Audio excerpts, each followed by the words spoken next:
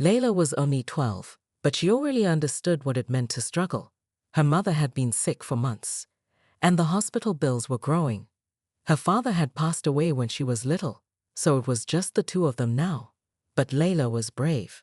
She believed that even small actions could make a big difference. One hot summer morning, Layla set up a small juice stand outside her house.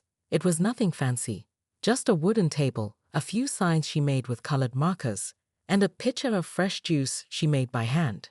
She squeezed oranges, cut lemons, and added just the right amount of sugar. Her mother had taught her well. The first day, a few neighbors stopped by. They smiled at Layla's kindness and bought cups of juice. A man from across the street said, "Best lemonade I've had in years." That made Layla smile wider than the sun.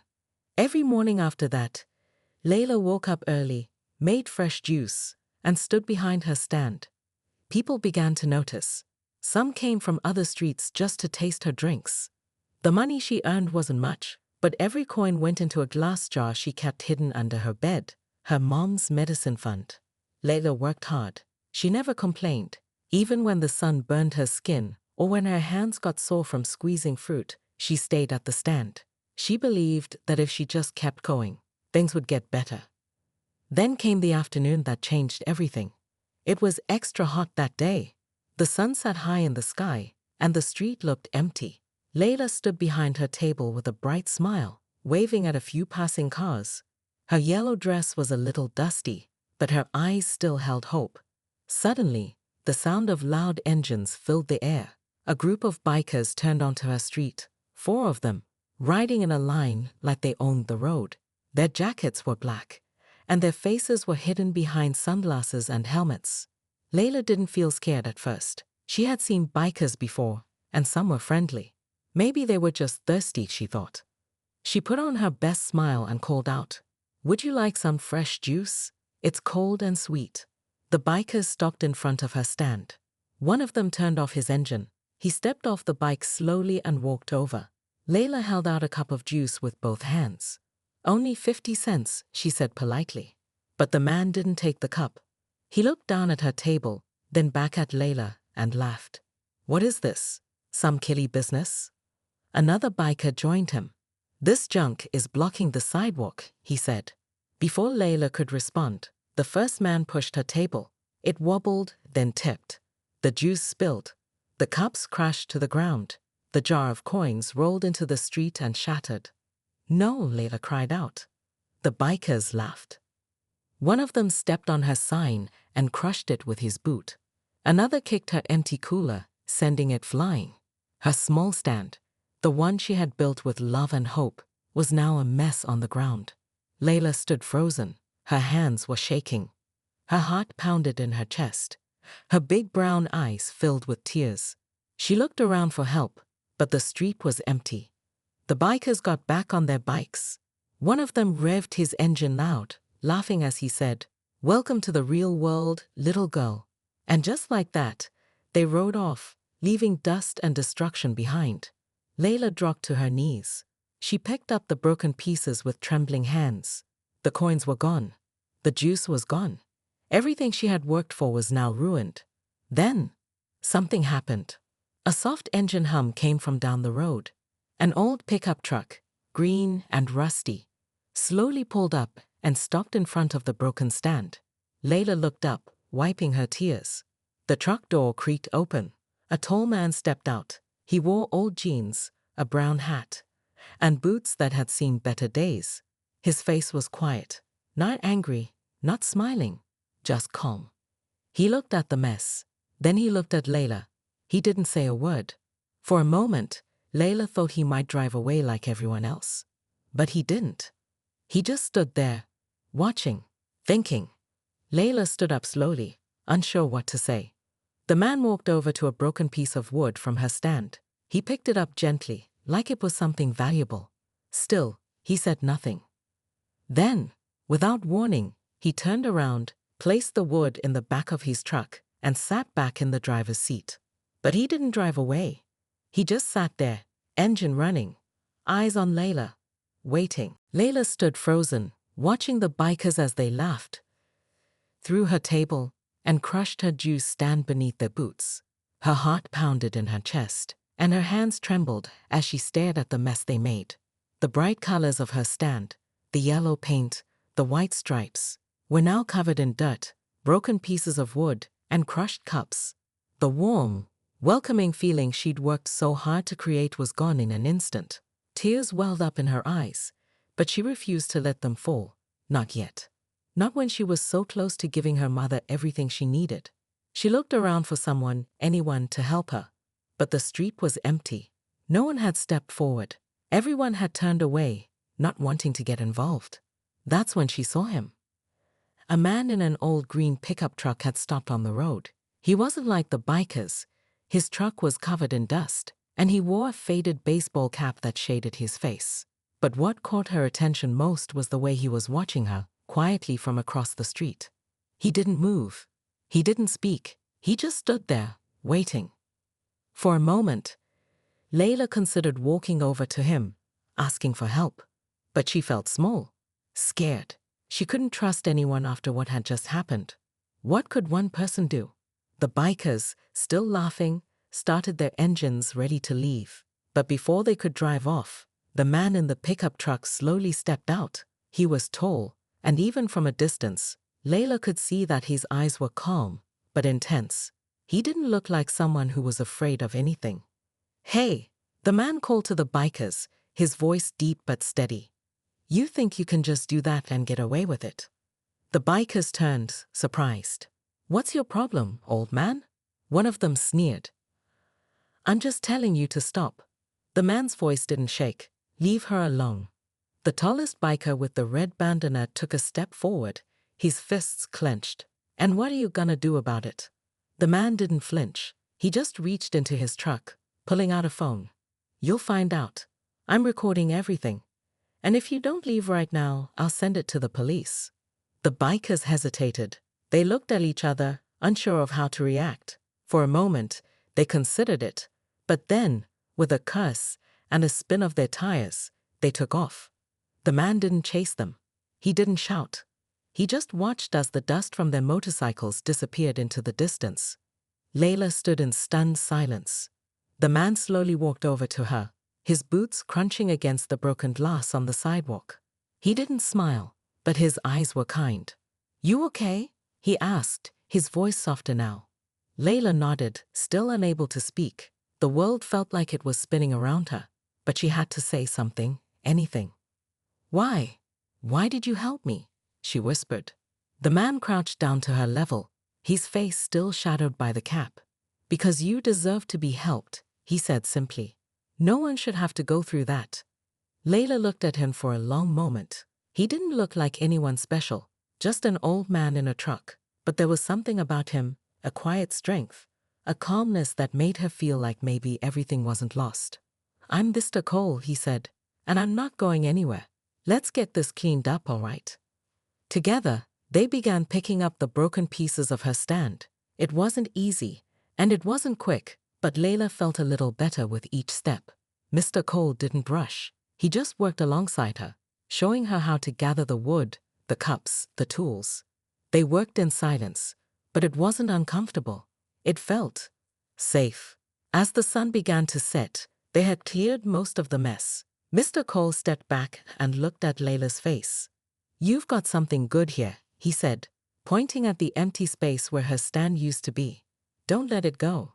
Layla nodded, tears still in her eyes, but this time they were tears of hope. Not fear, not anger. "Thank you," she said, her voice barely a whisper. Mr. Cole smiled. "Just a little. Don't mention it. Sometimes the world needs someone to stand up, and sometimes that someone is you." He turned to leave, walking back to his old truck. Before he got in, he looked over his shoulder. "I'll be back tomorrow," he said. "We'll rebuild." And with that, he drove off, leaving Layla standing there, staring at the empty space where her stand had been. She didn't know what tomorrow would bring, but she knew one thing for sure. She wasn't alone anymore. The next morning, Layla woke up to the sound of knocking. She rubbed her tired eyes and looked out the window. The sun had just risen, and the street was quiet. But parked outside her house was the same old green pickup truck from yesterday, and standing next to it was Mr. Cole, holding a stack of wood in his arms. Layla blinked in surprise. She opened the front door and stepped out in her slippers. "You came back," she said softly. Mr. Cole gave a small nod. "Told you we'd build something better." Layla looked at the wood in the back of his truck. There were nails, paint cans, and even a big red umbrella. I don't know how to build anything," she whispered. Mr. Cole smiled, the first smile Layla had seen on his face. "Then today you learn." He dropped the wood gently on the grass and pulled out a hammer. He handed it to Layla.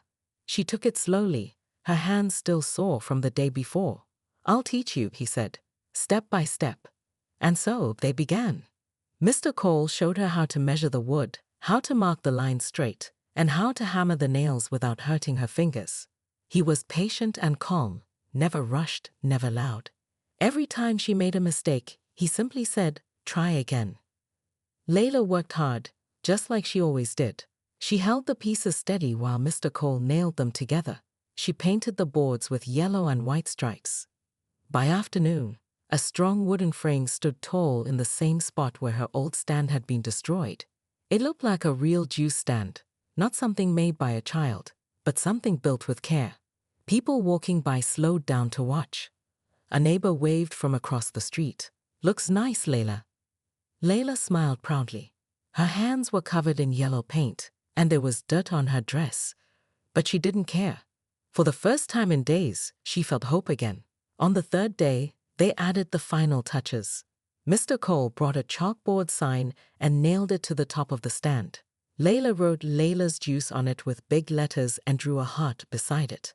They placed a clean cooler on the shelf, stacked fresh paper cups, and opened a big red umbrella above the stand to protect it from the sun. It was beautiful. Layla stood back and looked at her new stand. She almost couldn't believe it. It was stronger than before, bigger, brighter, better. Mr. Cole stood next to her with his hands in his pockets. "Looks like it's ready," he said. Layla nodded. "Thank you," she whispered. "You didn't have to do this." He looked down at her. "Maybe I didn't," he said. "But sometimes we do things because they're right, not because we have to." That afternoon, Layla made her first batch of fresh juice again. Lemons, oranges, and a touch of honey, just how her mom taught her. The first customer was Mr. Cole. He handed her a $10 bill. "It's only 50 cents, she said, confused. He shook his head. "Keep the change. That smile of yours is worth more than a cup of juice." Layla blushed. More people came. Neighbors, passers-by, even a woman walking her dog stopped for a cup. Everyone talked about the new stand. They praised the colors, the design, and Layla's strength. A few people dropped extra coins into her new tip jar. One man said, "You've got a good heart, kid. Don't ever give up." By the end of the day, Layla had sold out. She counted her money and smiled. It was more than she ever made in a single day. As the sun began to set, Mr. Cole started packing up his tools. Layla handed him a bottle of juice. "For you," she said. He nodded, took it, and walked to his truck. Before driving off, he leaned out the window. "See you tomorrow?" he asked. Layla grinned. "I'll be here." And with that, the green truck rolled away slowly down the road, leaving behind the sound of hope and a brand new beginning. Days passed, and Layla's juice stand became more than just a small business. It became a symbol of strength.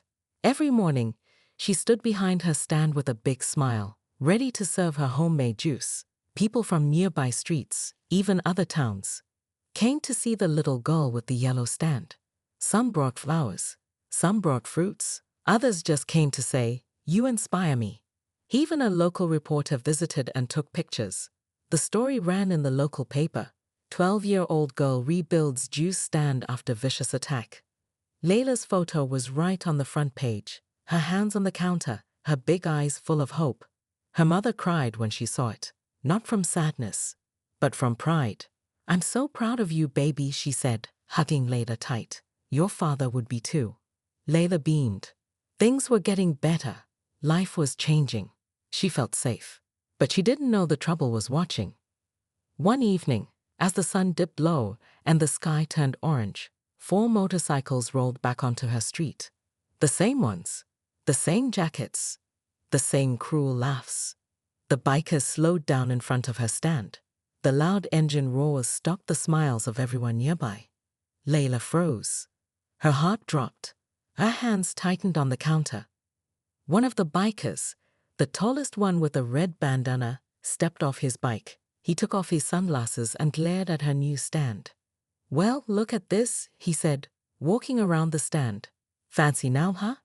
The second one spit on the sidewalk. "You think you're a star now? You think you're better than us?" Layla opened her mouth, but no words came out. The street had gone quiet. People nearby stepped back. Some rushed into their homes. Others watched nervously from porches. The third biker kicked the bottom of the stand. "Let's see how strong this one is," he growled. Layla backed away, terrified. She wanted to run, to scream, to disappear, but her feet wouldn't move. Then a deep voice cut through the silence. "Try it, and see what happens." Everyone turned. Standing a few feet away was Mr. Cole. He wore the same old brown hat and jeans, but this time he wasn't alone. Beside him stood a big brown dog, strong, calm, and ready. Mr. Cole held something else in his hand, a phone, recording everything. "You lay a finger on that stand," he said, voice like steel, "and this video goes straight to the cops, maybe even the news." The bikers laughed, but not as loudly as before. The one with the red bandana stepped closer to Mr. Cole. "You think anyone cares?" Mr. Cole didn't move. "Everyone cares," he replied, "and you're about to find out how much." The red bandana biker stared at him for a long moment, then turned back to the others. "Let's go," he said with a grunt. "What?" one of them asked. "I said let's go," he barked, angrier now, not at Layla, but at being stopped. The bikes roared back to life. One by one, they rode off. No damage done this time. No table flipped. No signs kicked. Just angry faces disappearing into the distance. Layla ran to Mr. Cole. "Thank you," she said, her voice shaking. Mr. Cole nodded. "Keep that camera rolling when you're in business. Trumbull doesn't like the spotlight." He gave her a small smile. "Your stand stood strong today, so did you." The big dog wagged its tail and licked Layla's hand. She laughed for the first time that day. Mr. Cole walked back to his truck, but Layla called out, "Wait." He stopped and turned. "Why did you come today?" she asked. Mr. Cole looked back at her with kind eyes. "Because good people don't walk away twice," he said. Then he tipped his hat and drove off into the fading light. That night, Layla sat on the couch with her mother, still shaken from what happened earlier. The juice stand was safe, thanks to Mr. Cole, but her heart still beat fast. The fear wasn't gone. The sound of the motorcycle still echoed in her ears. Her mother placed a gentle hand on her shoulder. "You're safe now, baby. You're not alone anymore." Layla looked at her mom and whispered, "I want the world to see what happened." She picked up her phone and opened the video Mr. Cole had recorded. In it, the bikers could clearly be seen threatening her, kicking her stand, and mocking her. And then, Mr. Cole stepped in. His calm voice, the warning, the truth. Layla didn't edit it. She didn't add music. She just posted it with a simple message. "They tried to break me again, but I'm still standing." She went to bed with her phone on silent. No messages, no likes, just silence. But by morning, everything had changed. She opened her eyes to the sound of ping, ping, king. Her phone screen was full. Hundreds of messages, likes, shares, comments. She clicked on the video. It had over 200,000 views. By lunchtime, it had reached 1 million. The comments poured in. "She's brave beyond her years. Those bikers should be arrested. Where can we donate? Protect Layla at all costs." Layla couldn't believe it. A local radio station called her mother, asking for an interview. A woman from a nearby city drove 2 hours just to buy a cup of juice and hug Layla. And then, a message appeared in her inbox that made her freeze. It was from a lawyer. The message read, "I saw your video. I'm offering free legal help. Those men can be held responsible. Let's talk." Layla showed it to her mother. They both stared at the screen, unsure what to say. Then Mr. Cole showed up at their door. He had seen the video go viral too. Didn't expect it to blow up like that, he said, scratching his beard. Layla smiled. Everyone's on our side now. Mr. Cole nodded. Truth spreads fast when it's real. He looked serious for a moment. But this also means the bikers know. They won't like the attention. Layla's mother frowned. Will they come back? They might, Mr. Cole said. But this time, we'll be ready. That afternoon, something amazing happened. A group of community members gathered outside Layla's house. Teachers, store owners, delivery drivers, parents, all came with signs, smiles, and support. Some brought juice bottles. Others brought flowers. One man brought security cameras and helped install them. We stand with Layla, they chanted. Even a local police officer stopped by. He gave Layla a card and said, "You're brave. If they come back, we'll be here faster than thunder." Tears filled Layla's eyes. She had never felt so protected, so loved. At sunset, Layla stood behind her stand once more. A long line of customers waited, chatting and smiling. The jar for her mother's medicine fund was nearly full. Someone even dropped in $100 bill. She looked at the sky, glowing orange and pink. Mr. Cole stood across the street with his dog, watching quietly as always. Layla raised her cup of juice and smiled toward him. He raised his in return. Everything felt right, but deep down, she knew it wasn't over yet.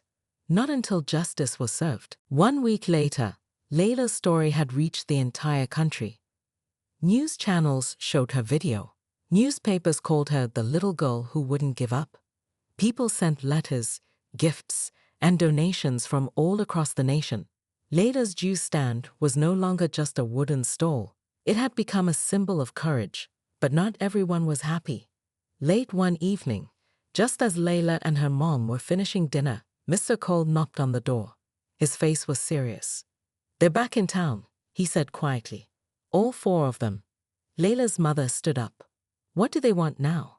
Mr. Cole looked toward the street. "Maybe revenge. Maybe to scare you again. But they don't know something." He pointed behind him. The street wasn't empty anymore.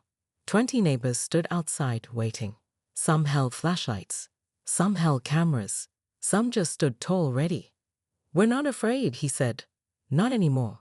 Just after sunset, the roar of motorcycles filled the air again. Layla peeked out the window and saw them, the same 4 men, pulling up slowly like last time. But this time, the scene was different. As soon as they stopped their engines, a camera light flashed in their faces. "Smile for the world," a neighbor said, holding up her phone. Another shouted, "You picked the wrong girl to mess with."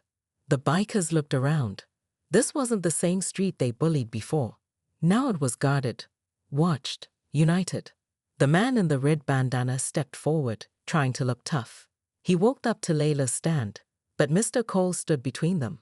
"That's far enough," he said calmly. Behind him, the police car arrived. The officer from last week stepped out. "You 4 are under investigation for assault, property damage, and intimidation." The bikers laughed at first, but they weren't laughing when they were handcuffed one by one. Layla stepped out from her house, holding a cup of juice in her hands. She walked slowly to the sidewalk. The officer looked at her. "You okay?" She nodded. "Yes, sir."